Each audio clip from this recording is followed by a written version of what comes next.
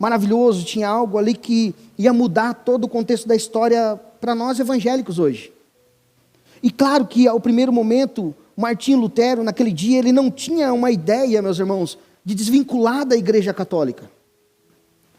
Pelo contrário, Martinho Lutero queria voltar e que a igreja e que os padres, os clérigos daquela época voltassem ao arrependimento e voltassem ao Evangelho. Então a ideia dele não era separar da Igreja Católica, mas que a igreja se arrependesse. Mas foi pelo contrário. Quando ele pregou essas 95 teses lá, refutando algumas coisas que estavam acontecendo naquele período, ele foi banido. Ele foi até perseguido. Ele foi até ameaçado de morte, teve que se isolar por um tempo. Então, para vocês entenderem esse contexto, meus irmãos, então ele escreve essas 95 teses e crava lá na porta da Igreja Católica. E ele crava isso, irmãos, porque naquela época estava acontecendo algo que talvez você nunca tenha ouvido falar também, que era a venda de indulgências. O que seriam as indulgências, meus irmãos? Seria como que hoje, quem sabe nos tempos modernos, da igreja moderna hoje, isso tem acontecido também, mas de uma forma um pouco diferente. Seria como se você chegasse aqui e eu falasse, olha, para você ter a salvação, eu sou o pastor e eu vou te dizer qual é o caminho. O caminho é você dar uma grande oferta para essa igreja. Se você der uma grande oferta, você já tem um lugar garantido no céu. Ou seja, eles estavam vendendo um passaporte para o céu. Eles estavam vendendo a salvação de Deus. Por quê? Porque naquela época eles precisavam construir a Basílica de São Pedro, lá em Roma. Então eles precisavam de muito dinheiro para construir. Então tinha até a frase pronta que os pregadores da época falavam. Eles falavam, quando a moeda tilinta no cofre, a alma sai do purgatório. Ou seja, a moeda cai, a alma sai. E claro, o povo, por não conhecer as escrituras naquela época, meus irmãos, era levado por isso. E muitas vezes hoje é levado não assim, tão escancarado, mas de uma outra forma. Falando que nós vamos receber a salvação de Cristo se nós der alguma coisa para Deus. Ou seja, uma via de mão dupla, eu dou e faça por merecer, aquela história toda. Mas não é isso. E isso incomodava Martinho Lutero. Por que incomodava, meus irmãos? Porque ele era um monge. Ele era um padre. E ele cansava de todo dia ir lá falar com o padre. Como é que é o nome? Dá o quê? Eu esqueci o nome da palavra, por isso que eu estou pedindo para você. Confessar. Todo dia ele ia se confessar. O cara fala assim, mas tu de novo aqui, Martinho. De novo, tu já se confessou ontem. Não, eu quero me confessar de novo, porque eu estou sentindo que eu ainda sou pecador. Eu não consigo alcançar a Deus. Eu não consigo chegar até Deus com as minhas obras. Eu não consigo, porque hoje eu pedi perdão, mas amanhã eu peco de novo. E não porque ele era um cara que estava pecando, mas ele entendia que não tinha como ele chegar a Deus através de boas obras. Então esse homem, chamado Martinho Lutero, ele tendo essa contravenção dentro dele, meus irmãos, ele então agora, ele escreve essas 95 teses, mas não com base no seu entendimento. Os olhos dele se abriu por Evangelho de Deus, quando ele leu Romanos 1,17, que diz assim, o justo viverá por fé. Isso foi o que abriu os seus olhos, isso foi o que abriu e tirou as vendas dos seus olhos, e caíram as vendas dos olhos dele, quando ele leu esse versículo. Ele falou, pronto, está aqui. É por fé. Fé em Cristo Jesus, não tem como eu me manter salvo, não tem como eu me salvar fazendo algo bom, porque eu sou ruim pecaminosamente, eu sou uma pessoa que não sou boa. Então ele agora tem esse entendimento, ele entende então ao ler e estudar a carta de Paulo aos Romanos, ele lê, então tem a sua mente, o seu coração iluminado, os seus olhos abertos, e isso traz paz para a sua alma. Então naquele momento, foi como se uma venda caísse dos seus olhos, e ele começou agora a enxergar que a justiça de Deus não era conquistada por obras humanas. Não tinha o que ele fazer para conquistar essa salvação. Não era por mérito ou por rituais, porque ele estava cansado de pagar penitência e não se sentir bem. Que pagava penitência, mais uma penitência, mais uma penitência, e ele falava, não, mas eu ainda continuo sujo. Eu não estou bem com Deus, não. Não sentia paz com Deus. Mas a partir do momento que ele lê esse versículo, então ele entende que agora ele vive por fé. Que não é mais ele que precisa fazer algo para ser justificado perante Deus. Então ele recebe agora esse presente, entende que esse presente é dado gratuitamente, para todo aquele que nele crê, que aquele que crê em Cristo, ganha esse presente gratuitamente, sem um preço. A justificação então não é algo, meus irmãos, que pode se comprar, conquistar, ou coisas assim. Ela é recebida pela fé, sem nada acrescentar aqui. Esse passo aqui é importante. E é importante entender esse contexto, meus irmãos. Quando nós entendemos que a salvação nossa não é por mérito, tudo muda. Tudo muda porque, como eu falei, esse homem aqui ele vivia atormentado. Porque aquele que tenta chegar até Deus, meus irmãos, através das obras, ele vive uma vida de tormento. Não vive aquilo que nós louvamos essa noite aqui. Que temos paz com Deus, que estamos em paz com Deus, que adoramos a Ele porque temos paz. Não há uma paz, há um tormento interno. Pode ser que talvez uma aparência de paz, mas um tormento interno. Então a justificação pela fé, meus irmãos, quando Martim Lutero crava agora essas 95 teses lá falando sobre a justificação pela fé, que não era mais por venda de indulgência, criticando tudo isso, falando, olha, não adianta vocês venderem isso, porque as pessoas não vão ser salvas, elas vão ser salvas se elas creem em Cristo, é somente pela fé, não é por valores, não é pela oferta que vai se dar para o Papa, não é pela oferta que vai se dar, não é nada que vocês possam fazer. Isso explodiu para eles como uma bomba, meus irmãos, naquela época no sistema religioso.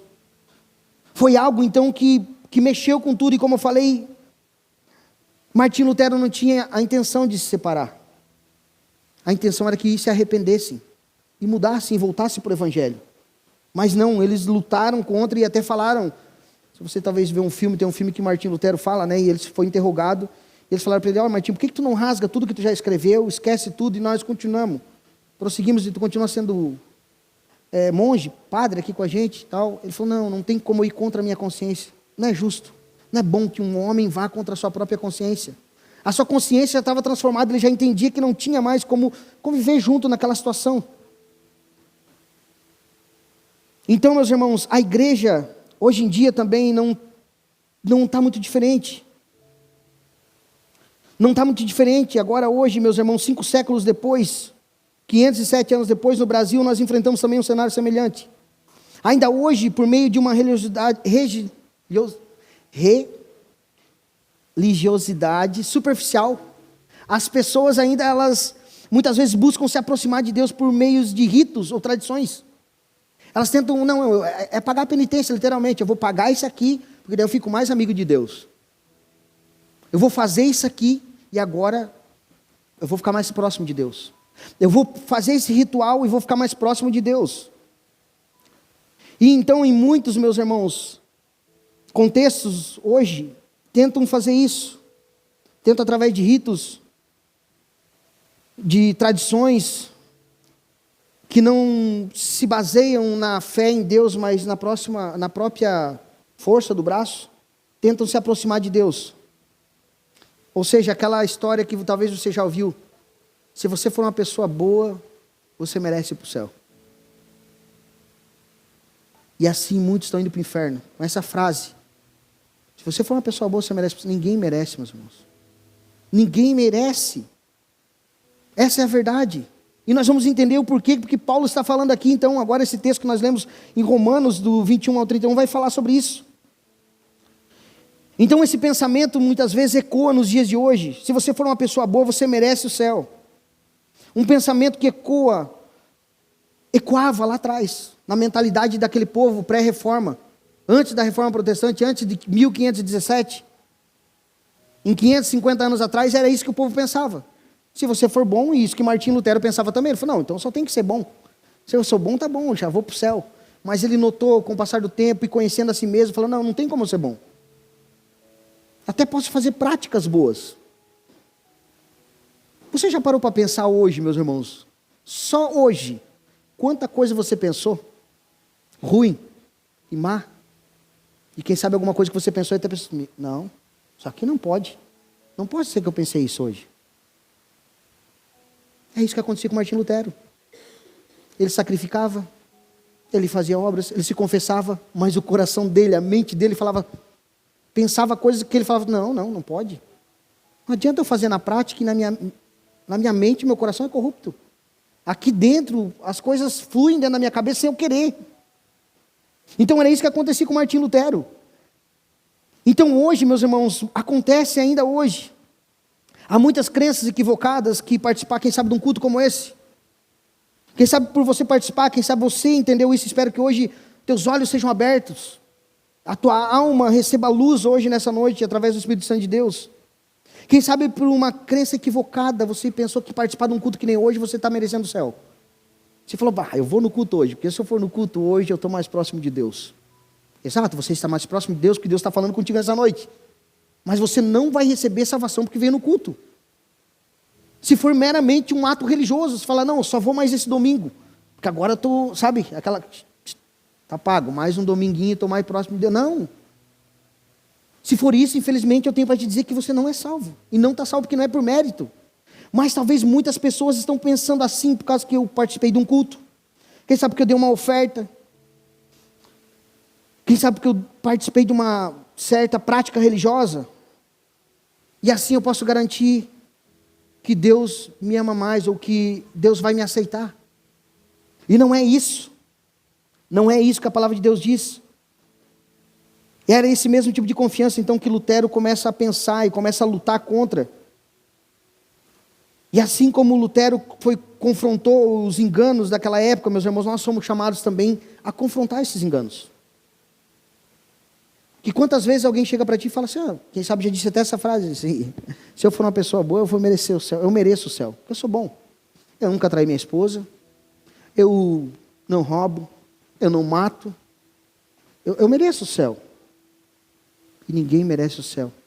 Isso que nós vamos entender hoje sobre justificação pela fé. Sobre sola fide, sola fé, que é um dos 5 solas da Reforma Protestante. É um resumo hoje, das 95 teses, um resumo que ficou, que a gente, algumas igrejas, como eu falei, ainda seguem e voltam atrás, porque pensam, entendem, vê que é necessário hoje a gente voltar novamente, explicar novamente, para entender que a salvação é por fé somente, não por obras. Então, meus irmãos, assim nós devemos confrontar, então, também, redescobrir o Evangelho, e assim, a sua pureza, pregar isso também. E sendo assim, então, a justificação é pela fé. A justificação pela fé continua sendo a chave que leva as pessoas a Deus. A justificação pela fé, a aceitação de Deus, que não vem do nosso esforço, nem das nossas obras, vem da obra de Cristo. Então hoje eu quero mergulhar com os irmãos aqui no Evangelho, na carta de Romanos capítulo 3, versículo 21 que a gente fez leitura, entender um pouco o que acontecia e o que Paulo vai falar agora sobre essa justificação pela fé. A ideia central aqui, meus irmãos, é que a salvação é uma obra de Deus do início ao fim, recebida unicamente por fé. Eu vou repetir para te guardar isso na tua mente e no teu coração aí. A salvação é uma obra de Deus do início ao fim. Ou seja, não tem participação nossa. Sabe com o que nós participamos na nossa salvação? Com o pecado. É isso que nós participamos da nossa salvação. E eu não quero que você confunda salvação, justificação pela fé, justificação com santificação. Aí você fala, não, então agora eu já me converti, já sou salvo, então não preciso fazer mais nada. Não, agora tu está no processo de santificação. A salvação, Deus salva, Deus te salvou, te justificou através da obra de Cristo Jesus na cruz. Agora tem a santificação, que é o processo que nós vamos caminhar em parceria. Há uma parceria. O Espírito Santo te guiando, dizendo, não faça, vai por aqui, vou por aqui, vai por lá, vou por lá. Mas então, meus irmãos, eu vou repetir mais uma vez, a ideia central, a salvação é uma obra de Deus do início ao fim. Guarde isso no teu coração. Do início ao fim, quando alguém fala assim, não, eu vou ser salvo porque eu sou muito bonzinho. Fala, não. A obra de Deus a salvação é uma obra de Deus do início ao fim. Não tem como tu participar. Tu não participa, a não ser com o teu pecado, a não ser que você se humilhe, como nós cantamos essa noite, que rendido estou, a não ser que você se renda ao Senhor. Primeiro ponto, meus irmãos, a manifestação da justiça de Deus, Romanos, então que nós fizemos leitura ali de 3 ao 21, 3, 21 ao 24. Eu não vou repetir a leitura aqui, meus irmãos, que a gente já leu, mas no início da carta aos Romanos aqui, Paulo, então, nesses 4 primeiros versículos do 21 ao 24, Paulo aqui constrói um argumento bem estruturado, meus irmãos, para demonstrar a necessidade universal da salvação. Ele demonstra que ele começa em Romanos 1 explicando que a ira de Deus se revela no céu contra toda impiedade e injustiça. Olha só, Romanos 1,18. Coloca para mim, Karina, faz um favor.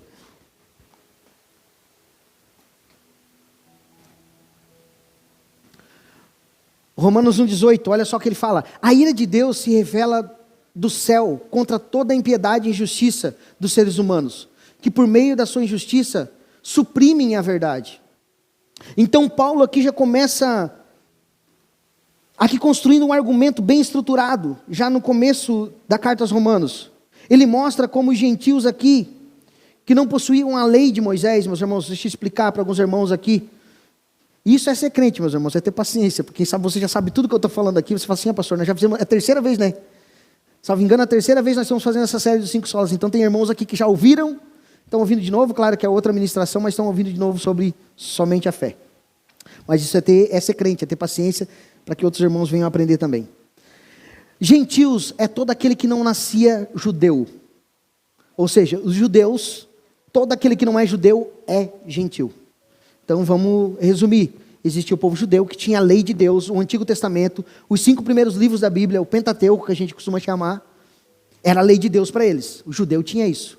O povo gentil não tinha nada para se basear a sua fé em Deus, para pensar como que era a salvação, o que eles precisavam fazer. E nós fizemos parte desse povo gentil, a não ser que tenha alguém que aqui no nosso meio que seja judeu e eu não saiba, mas eu acredito que não. Acho que todos nós aqui pertencemos aos gentios. Então aqui o que Paulo está falando, que o gentil, por mais que ele não tivesse a lei, os 5 primeiros livros da Bíblia, o Pentateuco, não tivesse o conhecimento da lei de Deus, o que Deus precisava e pedia para eles não eram tidos como inocentes.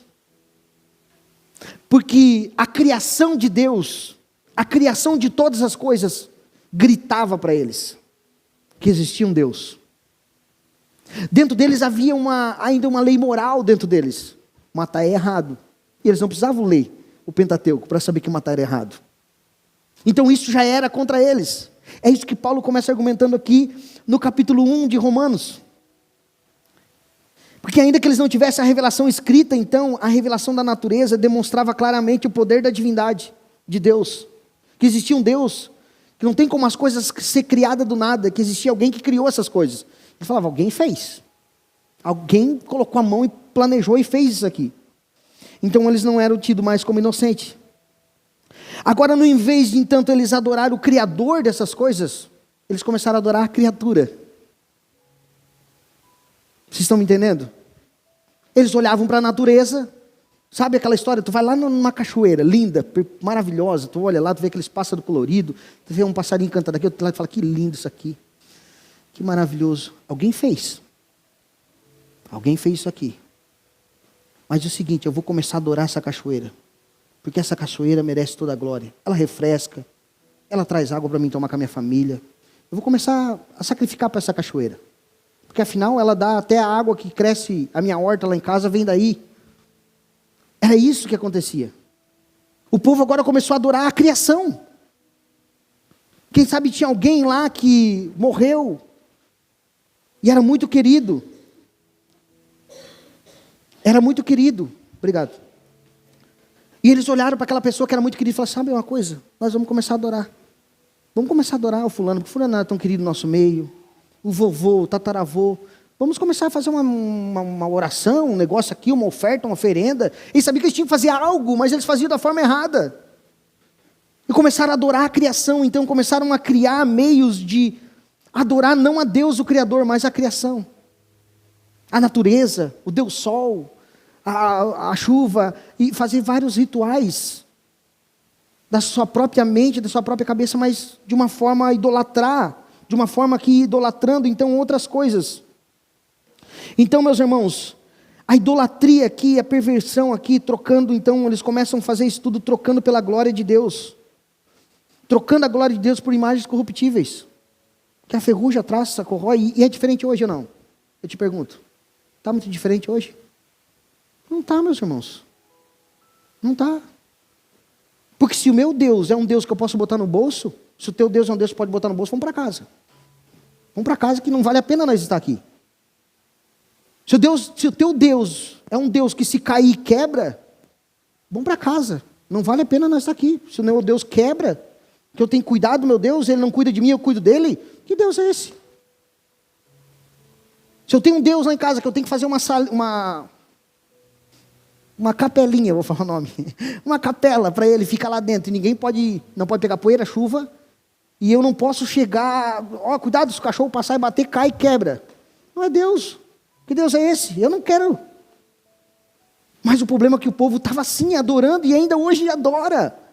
Por ignorância, por não conhecer. Por isso, irmãos, nós precisamos voltar para essa reforma, precisamos falar do Evangelho, da verdadeira palavra de Deus, da verdadeira fé que é em Jesus Cristo, e que não é em outras coisas. Mas as pessoas ainda tinham naquela época, e hoje tem. Que eles não conhecem o Evangelho, eles não conhecem a Cristo.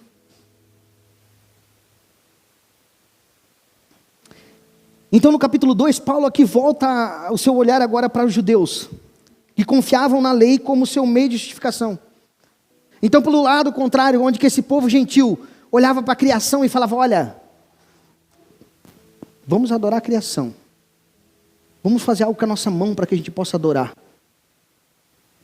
Vamos fazer uma estátua da nossa vaquinha, porque essa vaquinha aqui sustenta a família há anos. Essa vaquinha caiu 3 vezes para morrer e eu acho que ela deve ser canonizada. Vamos fazer uma vaquinha de ouro e vamos adorar ela. Que essa merece. Tá, uma vaquinha morreu agora semana passada. Então, agora é mesmo que ela merece. Vamos fazer uma vaquinha de ouro para nós adorar ela. Quem sabe, né? A deusa vaca manda outra vaca mais boa que essa ainda. A natureza. Agora, pelo contrário, o povo que tinha lei, que era o povo judeu, o Pentateuco, eles se vangloriavam. Porque falavam, não, agora nós somos salvos porque nós somos o povo de Deus. Nós somos salvos porque nós temos a palavra de Deus. Nós temos a lei de Deus. Então, claro que nós merecemos ser salvos. E é claro que essa salvação é nossa. Então, Paulo agora no capítulo 2, meus irmãos, de Romanos, se você tiver um tempo, ler. Ele começa agora então, a volta o seu olhar para os judeus, que confiavam na lei, como meio de justificação. E ele expõe aqui o erro daqueles que, embora possuíssem a lei, não a praticavam. Aí Paulo fala, não, vocês têm a lei. Vocês demonstram que têm a lei. Só porque a lei não torna vocês justos, porque as práticas de vocês não são de acordo com a lei. A lei exige de vocês uma coisa, mas vocês não conseguem cumprir. Vocês não conseguem fazer. Então Paulo aqui argumenta que não é o ouvir da lei que justifica alguém, mas sim o obedecer a ela. Algo que nenhum ser humano é capaz de fazer. E eles tinham 660 leis, salvo engano. Cerimoniais e outras leis. Agora tu imagina, meus irmãos, o decálogo para nós, os 10 mandamentos, mais conhecido como os 10 mandamentos. Você consegue? Será que nós conseguimos obedecer todos eles? Não conseguimos, meus irmãos. Então não há um ser humano que consiga obedecer. Então é isso que Paulo fala para vocês, não conseguem nem os 10. Os 10 vocês não conseguem. Esses 10, agora vocês dizem que tem 660? Para se justificar perante Deus, dizendo que vocês são bons, vocês não são. Então Paulo não fala só dos gentios, mas fala também daquele povo religioso daquela época, o judeu que tinha, mas não era capaz então de cumprir, porque não conseguia cumprir, ninguém ia conseguir cumprir. Algo que nenhum ser humano é capaz de fazer perfeitamente. Assim, tanto judeu quanto gentios, então, se encontravam sobre condenação. Então, nos primeiros versos do capítulo 3, aqui Paulo faz um sumário dessa acusação, concluindo aqui que não há nenhum justo. E aqui pesa, meus irmãos. Porque ele fala, olha, no capítulo 3, ele fala assim, no verso 10 e verso 12. Não há nenhum justo, nenhum sequer. Não há quem entenda, não há quem busque a Deus. Todos se desviaram e juntamente se tornaram inúteis. Não há quem faça o bem. Não há nenhum sequer. Nenhum. E esse nenhum aqui incluía ele. Ele estava falando, não, vocês. Ele falou, todos. Passou uma régua. Fala todos. Então todos, tanto os judeus quanto os gentios, estão em pecado. Ninguém pode ser justificado por obras da lei. Ou seja, ninguém consegue se achegar a Deus por meio das obras, ou de esforço.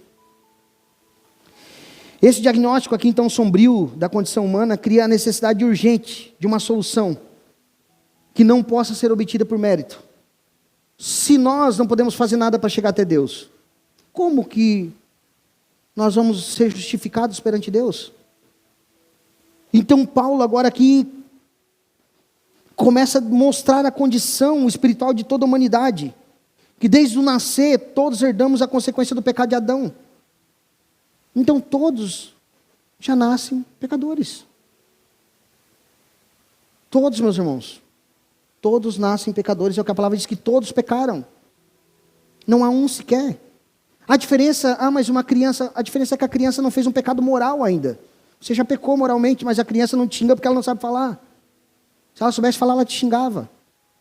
E ela nem sabe falar ainda, ela já mente. Você ensinou? O pai e a mãe ensinam a mentir? Não ensina. Mas eles nem sabem falar. Fala, quem que quebrou isso aí? Se tiver outro, faz assim, ó.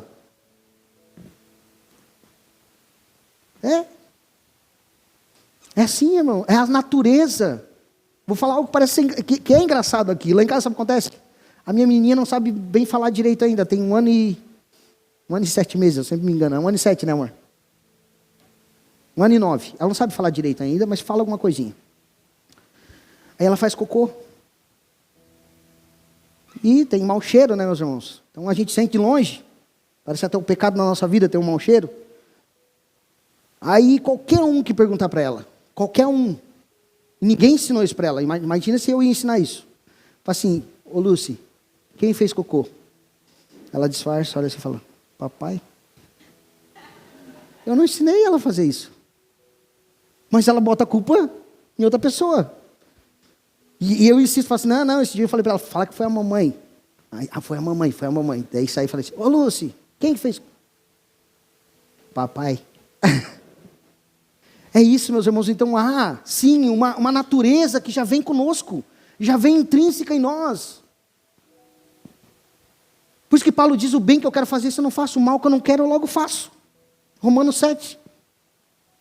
Ele fala isso porque a inclinação, já esse pecado herdado do Adão já veio conosco. E aí, meus irmãos, se torna mais urgente ainda nós pregar para os nossos filhos, ensinar as crianças também. Então, como o primeiro representante da raça humana, o Adão, ele, por causa da desobediência, a corrupção dele, e aí na criação de Deus nós se tornamos pecadores. Por natureza, sim, isso por natureza, já éramos pecadores, afastados de Deus, inimigos dele, e consequentemente merecedores da condenação eterna. Todos, pela justiça de Deus, merecem o quê? Ser condenados. Se todos pecaram, se todos transgrediram a lei, então todos merecem a condenação eterna. É isso que Paulo está falando aqui. É isso que a palavra de Deus está falando aqui. Deus, que é completamente santo e justo, em sua santidade ele exige perfeição. E quem de nós consegue alcançar essa perfeição? Ninguém. Nenhum de nós consegue alcançar essa tamanha perfeição que é exigida por Deus. Ele não se contenta, meus irmãos, com uma nota 7 de moralidade. Ele não se contenta com tu falar assim, não, eu não mato, tem os 10, vou tentar lembrar de cor aqui, os 10 mandamentos. Eu não mato, eu não roubo, eu não isso, eu não aquilo, tá? Vou falar aqui. Aí simples, aí um deles você erra, num deles você falha. E o matar não é partir já para matar, se você pensou em matar alguém, você já pecou. Vai dizer que tem dia que você não tem vontade de matar alguém. Só se aí correr óleo de unção, não é sangue, mas eu acho que é sangue igual eu. Então tem dia que você pensa, ai Jesus, me ajuda, senão eu vou perder as estribeiras, como diz minha mãe. Já pecou. Então, meus irmãos, não há um. Então aqui o que ele fala que Deus não exige uma nota 7, ele exige um 10. Um 10 é perfeição total e ninguém consegue ser perfeito. Nós não conseguimos essa perfeição. Então é um equívoco nós pensar que Deus pesa nossas obras em uma balança, onde as boas possam superar as más.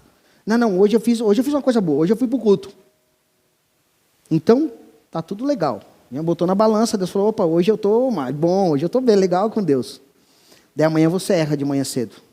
De manhã, tu já acorda com o pé esquerdo, a gente fala. Acorda com o pé esquerdo, já errou de manhã cedo. Fala, não, estava tão bom, né? A balança estava aqui, ó, quase equilibradinha. Agora, Hoje de manhã acordei com o pé esquerdo, pronto. Agora já estou ruim com Deus de novo. Não existe essa balança, meus irmãos. Não existe essa balança. Se existisse essa balança estava totalmente desequilibrada. Essa balança estava assim, ó. De certeza, as nossas obras más para a perfeição de Deus. Aqui nós e aqui a perfeição de Deus. Nunca vamos alcançar. Nunca alcançaríamos. Nunca alcançaremos. Então Deus exige uma perfeição absoluta. Como Tiago diz e ensina, se tropeçamos em um único mandamento, um único ponto da lei, já somos culpados de todos e merecedores da condenação. Pois a justiça divina não deixa nenhum pecado sem a devida punição. E nesse ponto aqui então, é nesse ponto que Romanos 3, 21 a 24 oferece a resposta a essa crise apresentada. Paulo aqui proclama que agora, sem lei, se manifestou a justiça de Deus. O termo aqui, mais agora, marca uma mudança aqui radical. O problema é esse: todos pecaram, todos são destituídos da glória de Deus, não há um que queira Deus, não há um que busque a Deus, não há um que... ninguém, todos se extraviaram. Mas, aí ele fala um mas, olha só meus irmãos, olha, agora ele muda aqui totalmente, tem uma mudança aqui radical agora no termo que ele fala, mas agora, até esse momento Paulo havia aqui traçado então um cenário sombrio, mostrando a total incapacidade de nós como homens e mulheres se justificar perante Deus, não tinha como, não tinha possibilidade, mas agora, Deus age. Então ele age não com base nos nossos méritos ou esforço, mas por pura graça. É isso que Paulo mostra para nós agora. É isso que a palavra de Deus mostra para nós agora. Por pura graça, a justificação que Deus oferece não depende da nossa capacidade de cumprir os mandamentos. E glória a Deus por isso. Senão quem ia para o céu? Quem ia morar com Deus? Se ninguém consegue cumprir o mais básico do básico do básico do mandamento. Ela então é uma obra totalmente de Deus, testemunhada por Deus e testemunhada pela lei e pelos profetas. Isso mostra aqui, meus irmãos, que o Evangelho não é uma invenção nova. Não é o que alguém inventou agora, que o Martinho Lutero descobriu há 500 anos atrás. O Evangelho é pela fé que nós somos salvos. Isso mostra que desde o passado, desde a criação, tudo apontava para um lugar, tudo apontava para uma pessoa. Apontava para a cruz e para Cristo. Toda a história da criação, toda a história da redenção apontava e aponta para Cristo. Então é isso aqui que Paulo está falando agora, é isso aqui que a palavra de Deus está nos mostrando, que o Evangelho não é algo novo, o Evangelho é algo que já vem lá de trás. Aqui então ele mostra e traz a ideia central da justificação pela fé, que a justificação, a justiça de Deus é recebida por meio da fé em Jesus Cristo, não tem outro meio, não tem outra forma, é somente a fé, é somente pela fé, não é por obras da lei. Então a fé em Jesus é o meio pelo qual nós nos apropriamos dessa justiça. É a única forma. É pela fé em Jesus. Não há outro caminho. Além disso, Paulo aqui faz questão de deixar claro que não há distinção. Todos os seres humanos, judeus, gentios, ricos, pobres, moralmente elevado, decaído, se encontram na mesma condição de pecado. Todos pecaram. Não há pobre, rico, não há quem. Não há o que é mais esperto intelectualmente falando. Aquele que é iletrado, que não sabe nem ler, quem sabe. No nível de pecado, estão todos iguais perante Deus. Todos os seres humanos, judeus, então, e gentios, todos pecaram e carecem da glória de Deus. É isso que ele fala no verso 23. Este versículo, então, aqui é um dos mais conhecidos, meus irmãos, e poderosos de toda a Bíblia. Ele resume o que Paulo desenvolveu aqui em todo o início da carta aos Romanos. A universalidade do pecado. A gente chama isso de depravação total. Todos pecaram. Não há um que faça o bem. E como eu falei, se você entrou hoje aqui pensando, não, eu sou bom. Você vai fazer uma exegese e vai lembrar só o que tu pensou hoje. Que se você fizer uma exegese hoje, Você já pensou mal de algum momento? Já pecou? Quem sabe hoje aqui nesse culto você já pensou mal em algum momento? Você já pecou? Então não tem como nós se justificar e ser perfeito perante Deus.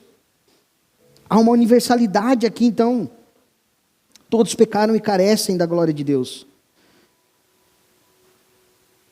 Todos falhamos em alcançar o padrão divino. A pessoa pode ser aparentemente ter uma vida cheia de boas obras. Não adultero, eu não roubo, eu não mato. E ainda ajuda os necessitados. Você pode estar no mais alto palácio ou no mais profundo vale. A pessoa pode estar no mais alto palácio e falar assim, não, estou no mais alto. Ou no mais profundo vale. A verdade é que ambos, por mais que se esforcem, nunca vão alcançar a Deus. Eu gosto da ideia do seguinte, meus irmãos, pode estar lá no palácio, lá em cima do monte, sabe? Um monte mais alto aqui no Treviso, imagina. Tem um palácio lá. E a pessoa está lá. E nós estamos aqui no vale, no Treviso, no vale do Treviso. Você pode estar no vale. Nem eu, que estou aqui no vale, nem aquela pessoa que está lá em cima, naquele palácio lá em cima, tem o poder e a força para encostar numa estrela. Assim são nossas obras para alcançar a salvação e a justificação perante Deus. Não interessa quem seja, não vai alcançar.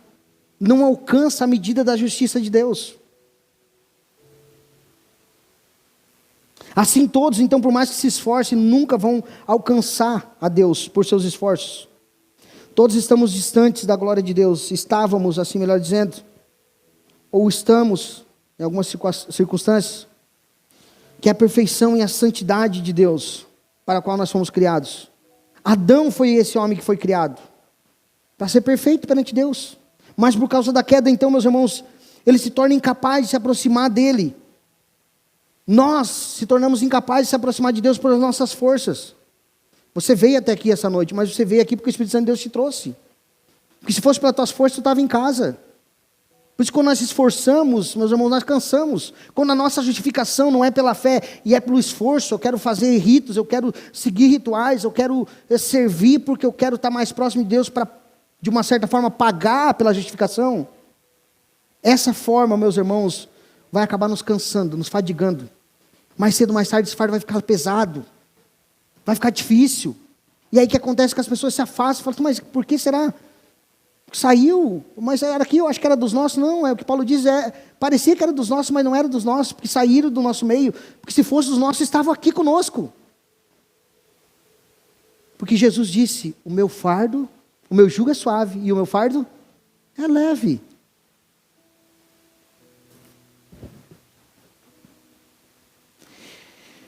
Então, meus irmãos, não somente nós seremos justificados, aqui Paulo introduz então a ideia agora, ele introduz aqui a justificação, a doutrina da justificação. E a doutrina da justificação aqui, ele fala lá no verso 24, sendo justificados gratuitamente, por sua graça, mediante a redenção que há em Cristo Jesus. Olha só que interessante, meus irmãos. Paulo aqui então introduz essa doutrina da justificação pela fé. Ser justificado significa ser declarado justo diante do tribunal de Deus.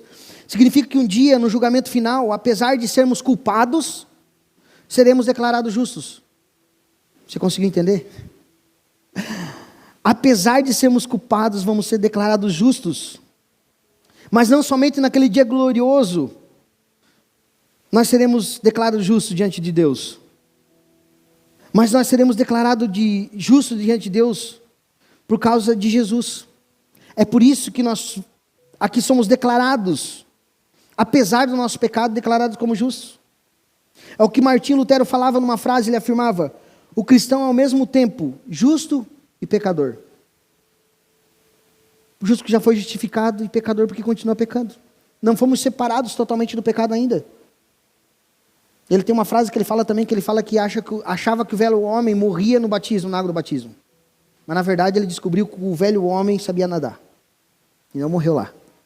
Então é uma luta. O velho homem está sempre do teu lado, o velho homem está sempre nos acompanhando. De vez em quando ele quer tomar o lugar. De vez em quando ele fala, não, deixa que eu resolvo. sabe que eu era fera, né? Deixa pra mim. Aí tu é obrigado a falar assim, não, sai fora, filho. Sai, vai para onde tu veio, te afasta. Vamos dar lugar pro Espírito Santo aqui. Se der lugar pro velho homem, a coisa vai por água abaixo. Então essa justificação não é algo, meus irmãos, que conquistamos pelo nosso esforço, mas é algo que recebemos gratuitamente por sua graça, pela graça de Deus.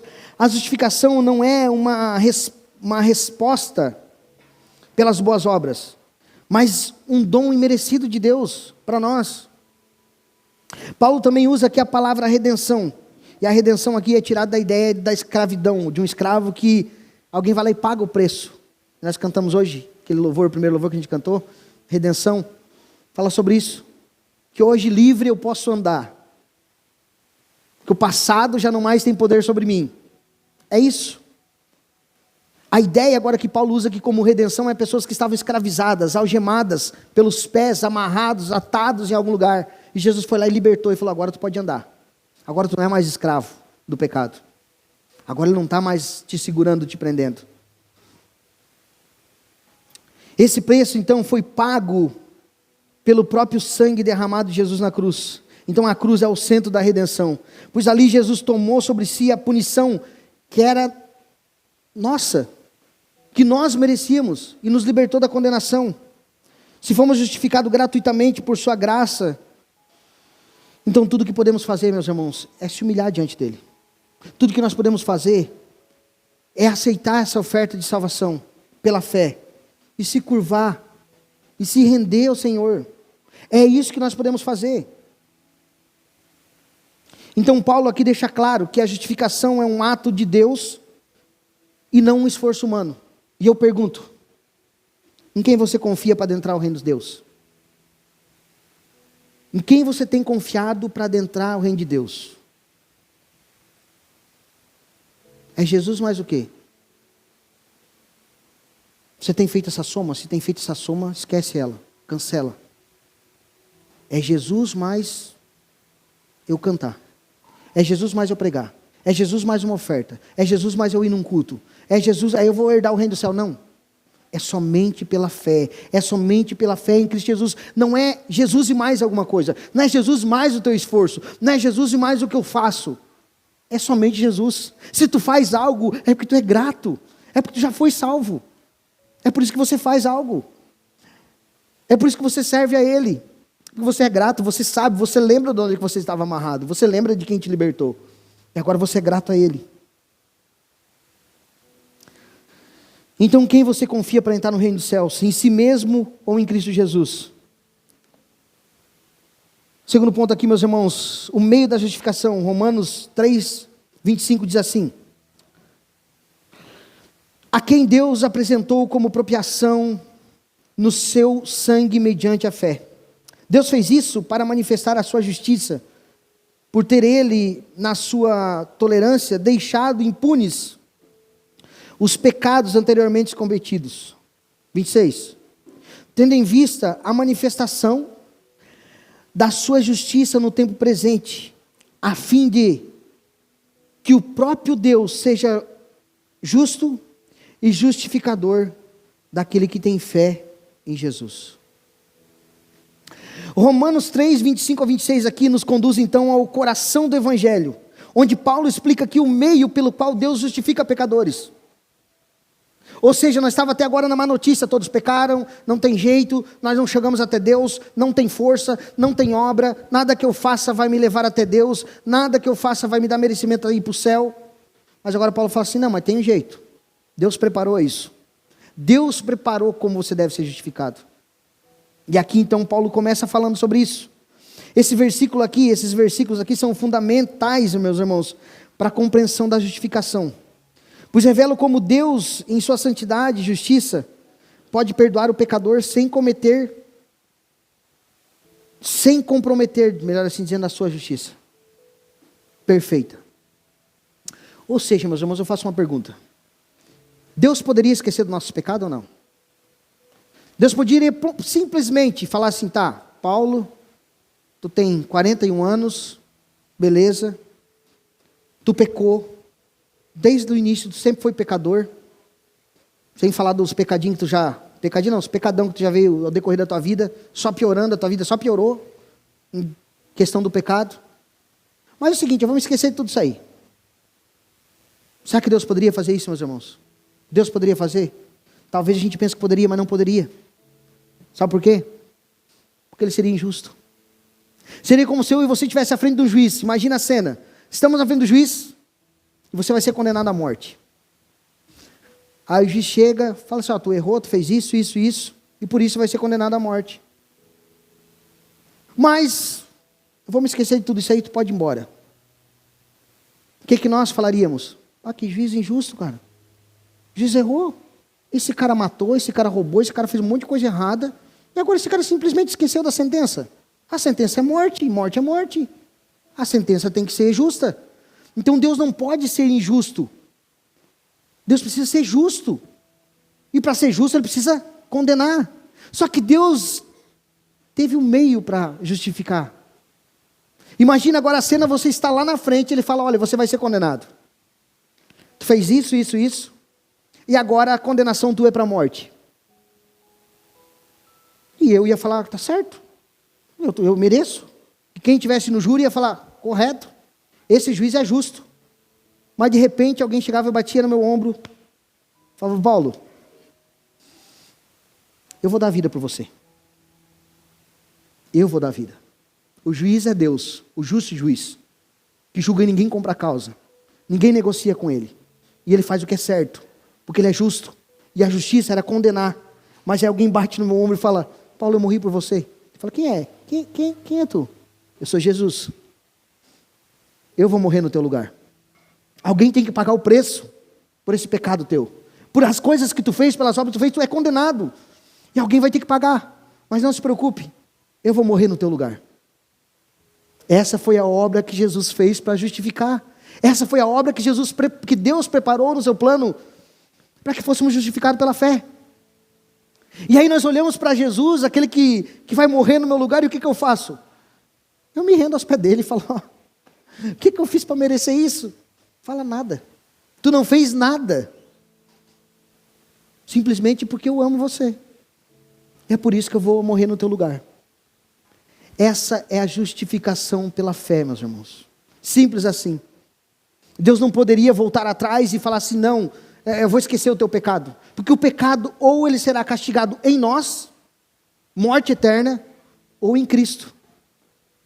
Não tem outra opção. Deus não se esquece. Deus não vai se esquecer. Simplesmente dá uma amnésia e fala assim, não, agora eu já me esqueci. Não. Vai ter que ser punido em alguém. Alguém vai ter que morrer. E glória a Deus que Jesus morreu no nosso lugar. Glória a Jesus por isso, meus irmãos. Que Ele morreu em nosso lugar. Então esta é a justificação pela fé. Não tem como nós fazer algo para agradar a Deus. Algo que nós possamos chegar a Deus, porque a ira de Deus vai vir sobre alguém para cobrar, porque Ele é Deus justo. E se Ele é um juiz justo, Ele vai julgar e vai julgar justamente. Então o que Deus está mostrando para nós essa noite, meus irmãos, é que a justificação é somente pela fé. É somente pela apropriação do sangue de Jesus. Só nele nós temos perdão. Só nele nós podemos se achegar a Deus. Ele é o único caminho que nos leva a Deus. Não há outro caminho. Não há outra pessoa. Nem nós, nem ninguém nessa terra pode nos levar até Deus, a não ser Jesus. A não ser Jesus. Então a salvação é mediante a fé. Isso significa, meus irmãos, que o sacrifício de Cristo, só o sacrifício de Cristo é eficaz. Só o dele é eficaz, porque ele sim foi perfeito. Ele é perfeito. Ele foi o sacrifício perfeito que Deus recebeu, que o Pai recebe, o único. Então o que nós devemos fazer, meus irmãos, é se prostrar. É se desvencilhar do orgulho. Tirar a nossa capa de santidade, de querer fazer pelas próprias mãos, fazer por merecer. Sabe aquela coisa, se esforça que eu te ajudarei? Esquece, não está na Bíblia. Não está na Bíblia, isso é uma frase que alguém criou. Se esforça que eu te ajudarei, faz por ti que eu faço por ti também. Não, esquece. Tenha fé em Cristo Jesus que Ele vai te ajudar. Deposite toda a tua fé, toda a confiança, aquilo que tu confia no teu braço. Sabe aquele versículo, maldito homem confia no homem e na força do seu braço? As pessoas falam que é porque não é para confiar no irmão, né? Não confia no homem, maldito do homem confia no homem. Não. Esse versículo é tirado do contexto, porque o contexto ele quer dizer, sabe o quê? Maldito do homem confia na força do seu... Maldito do homem que confia na força do seu braço. Fala, não, eu consigo, eu vou chegar. Irmãos, nós nem sabemos o que vai ser amanhã. Você nem sabe onde que você vai estar amanhã. Eu não sei onde é que eu vou estar amanhã.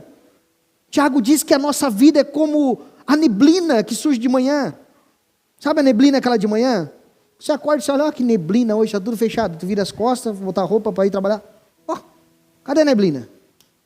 Sumiu. Assim é a nossa vida. É assim.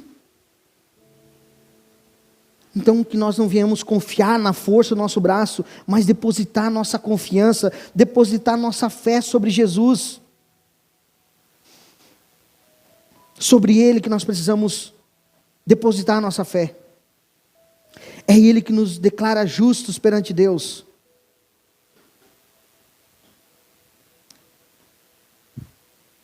E aqui eu vou, meus irmãos, me encaminhar para a terceira parte aqui para nós finalizar. Então, meus irmãos, na cruz nós vemos a perfeição de Deus. É na cruz, como nós cantamos hoje, justiça e paz se encontram. É na cruz que tudo se encontra. A ira de Deus, a justiça de Deus, a graça de Deus, o amor de Deus, a paz que vem de Deus. Se encontra tudo ali. Tudo na cruz se encontra. Tudo em Cristo se encontra. Para que eu e você tivéssemos paz, Jesus precisou morrer no nosso lugar. E para isso nós precisamos só de uma coisa, depositar nossa fé e nossa confiança nele.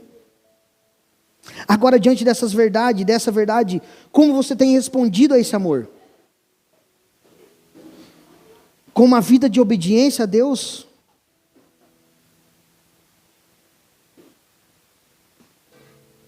Porque isso, meus irmãos, nós precisamos entender que nós precisamos ter um coração verdadeiramente grato.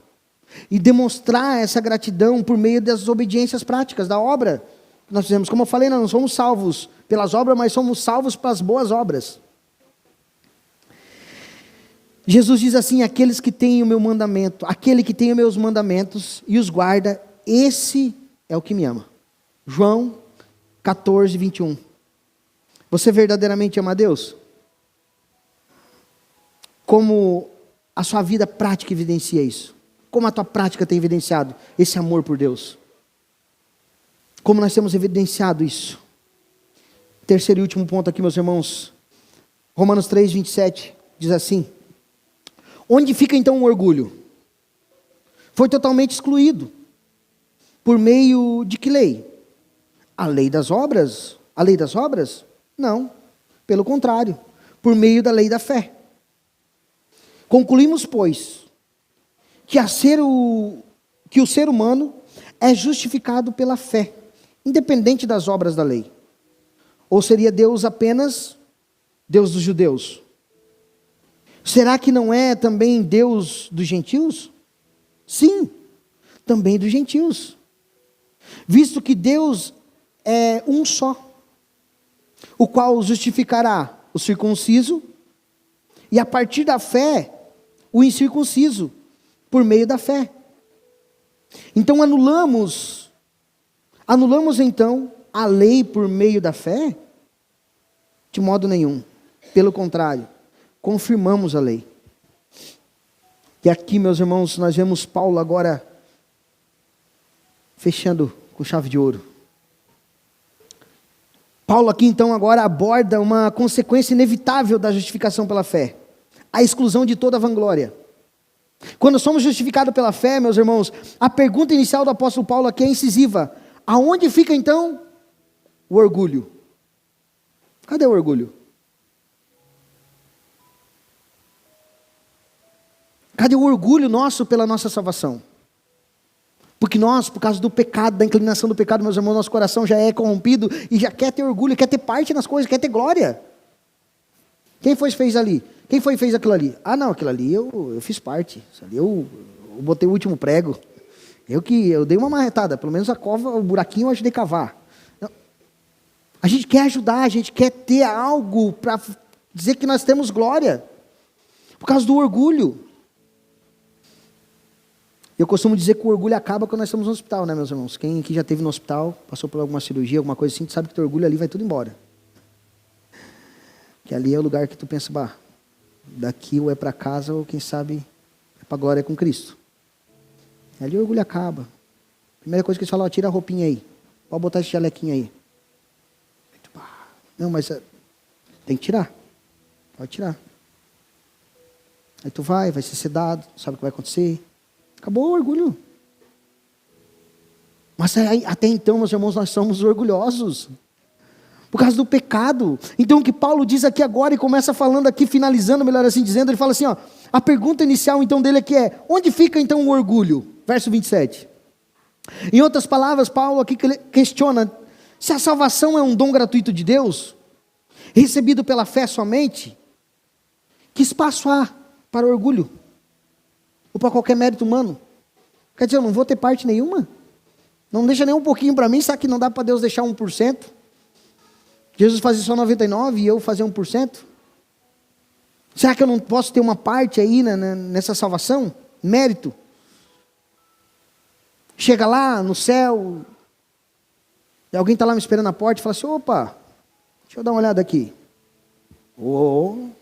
Que currículo, hein? Pois é, mas eu acho que não, peraí. Não ia dar para te entrar, mas porque tu fez um negócio ontem aqui, pá, levasse sorte. Pode entrar. Só 11%. Fez um negócio ontem que agradou a Deus. Deus falou, não, agora vai entrar. Merece. Não merece, então é isso que Paulo começa a falar, finaliza falando mais uma vez, eu digo que ele fala dessa profundidade, dessa passagem que nós precisamos considerar, então, o contexto anterior. No capítulo 1, capítulo 2, e parte do capítulo 3, Paulo havia já estabelecido aqui, então, que todos os seres humanos estão em pé de igualdade diante de Deus. No que diz respeito ao pecado, todos estão iguais. Gentios, pobres, ricos, cultos, ignorantes, todos pecaram e foram instituídos da glória de Deus, todos. Ninguém, por mérito próprio, pode se apresentar diante de Deus e reivindicar a justificação. Fala, Deus, estou aqui, a pessoa chegando no céu, irmãos. Opa, tudo bem? Acho que, cara, não, sei lá. Deixa eu dar uma olhada aqui nas tuas fichas aqui. Isso aqui não existe, tá, meus irmãos? Estou só conjecturando, pelo amor de Deus. Cara, eu não estou achando aqui teu nome. Talvez, deixa eu ver se não está nas outras fichas. Que pai, sabe com quem está falando? Eu sou o pastor Paulo. Eu sou lá do Treviso. Eu estava pregando ontem ainda, tu não lembra? Não, eu preguei só pela fé, justificação pela fé. Como é que tu não vai me deixar entrar, cara? Procura aí que meu nome está aí nessa lista aí. Tem que estar. Porque se alguém que merece sou eu. Não existe. Não existe isso, meus irmãos. Não interessa se era pastor, se era pregador, se cantava, se não cantava, se limpava a igreja, se cuidava do estacionamento, se cuidava das crianças. Não tem mérito. Se nós fizemos algo, é porque nós somos gratos a Deus. É porque Ele nos separou e deu graça para que nós fizéssemos isso. Vocês estão me entendendo? Então, meus irmãos, é um dom oferecido, a justificação é um dom oferecido por Deus, através de Cristo Jesus, recebida simplesmente pela fé. Então, diante desse panorama, não há um lugar para a vanglória. A vanglória que é excluída, porque a salvação não é alcançada por nossas obras ou esforço, mas é inteiramente baseada na obra de Cristo. E eu vou me encaminhar para o final aqui, meus irmãos. Então, nós vemos que Paulo aqui mostra que todo o orgulho é excluído. Não há orgulho. Não há do que se orgulhar. Que até então, se nós fizermos uma análise de nós mesmos, nós vamos ver que nós somos falhos, somos pecadores. E que Ele nos presenteou com uma salvação imerecida. Então, em resumo aqui, meus irmãos, não há do que se orgulhar. Nós precisamos, então, nos inclinar. Nós precisamos, como foi louvado nessa noite, nos render. Como eu olho para você agora nessa cadeira, e olha você aí assim pensando na vida. É assim que você deve estar. Não chegue perante Deus grande. Chegue assim, humilde. Chegue assim, pensando assim, de cabeça baixa. Quem sabe, Senhor Deus, eu quero te pedir perdão, Senhor. Eu quero crer mais em Ti. Eu quero que se eu não estou desenvolvendo bem o meu ministério, se eu não estou desenvolvendo bem o meu chamado, o dom que o Senhor me deu, Senhor, por favor, me perdoa. Me direciona, porque eu não estou entendendo, talvez eu não entendi, ou não tinha entendido até hoje, o quanto o Senhor fez por mim. O quanto eu devo ser grato pelo Senhor por que o Senhor fez, porque eu sei que não há mérito, que não tem como eu me achegar, que muitos queriam, quem sabe, ter essa oportunidade que eu estou tendo agora. Então a salvação, meus irmãos, é dada inteiramente, gratuitamente por Deus. Então o que nós devemos fazer é ser humilde, é ter humildade e gratidão por essa graça de Deus. E sobre ser humilde, meus irmãos, é confiar e chegar até Deus de mãos vazias. Eu não tenho nada, eu sei que o Senhor tem tudo. Eu não tenho nada para apresentar para o Senhor, mas sei que o Senhor pode todas as coisas. Perante a salvação, Pai, eu não posso fazer nada. Não há glória, não há orgulho para mim, não há mérito. Mas eu sei que o Senhor pode. Eu sei que Tu podes fazer tudo. Amém? Eu quero te convidar a se colocar de pé, quero chamar os irmãos louvor. Nós estamos louvando mais uma vez o Senhor.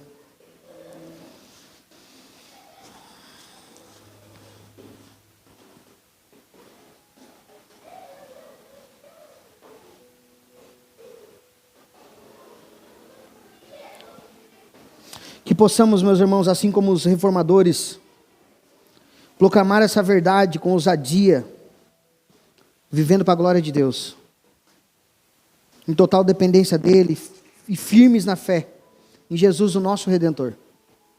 Que possamos assim seguir. Redenção. Vamos orar. Senhor Deus, nós... primeiramente, Pai, te pedimos perdão, Senhor Deus. Que diante da Tua palavra nós conseguimos perceber, Senhor Deus, que muitas vezes falta gratidão, Senhor Deus, da nossa parte. Falta, Senhor Deus, um coração muitas vezes quebrantado e contrito na Tua presença, Pai. Muitas vezes se achegamos ao Senhor ainda com um pouco de altivez e orgulho.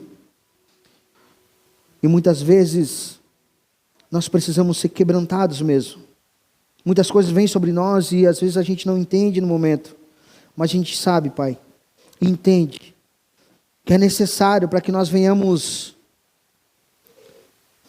a quebrantar o nosso coração, a se colocar à Tua presença, Pai, e a se entender, Senhor Deus, que tamanha obra o Senhor fez por nós. A justificação, Pai, não é algo simples, é algo que nós não conseguimos mensurar o que o Senhor fez, que foi entregar a Sua vida por nós na cruz. Que aparentemente parece que foi simplesmente uma morte na cruz. Mas nós sabemos, Senhor Deus, que o Senhor suportou toda a ira, o Senhor suportou toda, Senhor Deus, a justiça do Pai. Senhor Jesus, nós sabemos que o Senhor suportou tudo isso por nós, por amor a nós. E às vezes nós falhamos em responder esse amor. Então nos ensina, Pai, a amar mais ao Senhor, a entender mais, a compreender e responder, Senhor Deus, de forma prática tudo aquilo que o Senhor fez por nós, Pai. Eu oro também, Senhor Deus, se alguém que está nos vendo através dessa transmissão, se alguém aqui é o nosso meio nessa noite, Pai, que nessa noite entendeu que ele precisa ser justificado por fé, que ele precisa, por fé, reconhecer a obra que o Senhor fez na cruz, que não há mérito, que não tem como ele chegar a Deus através de outro meio, através de outro caminho, a não ser confiando na Tua obra, confiando que o Senhor deu a vida por ele na cruz, ou por ela na cruz, Pai. Eu oro, Senhor Deus, que o Senhor console o coração dessa pessoa, que o Senhor console o coração, que o Senhor traga a Tua presença, Pai, que o Teu Espírito Santo faça a obra, assim como fez na minha vida, assim como fez na vida de vários irmãos que aqui estão, Pai, nessa noite, Pai. Que possamos, e que esses irmãos possam inteiramente confiar, Senhor Deus, somente no Senhor. Assim, nós te pedimos, Pai, nós te agradecemos e te glorificamos, Pai, em nome de Jesus. Amém. Dê uma salva de palmas ao Senhor Jesus Cristo. Aleluia.